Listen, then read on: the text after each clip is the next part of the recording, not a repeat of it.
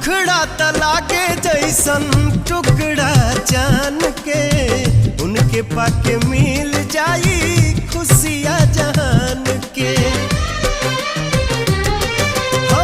आवताड़ी जिंदगी में ऊ लेके बहार हो, जी भर के करब हम उनका से प्यार हो। लौके लियू चारू ओर, देख के नाचे मनवा मोर। लौके लियू चारू ओर, देख देख नाचे मनवा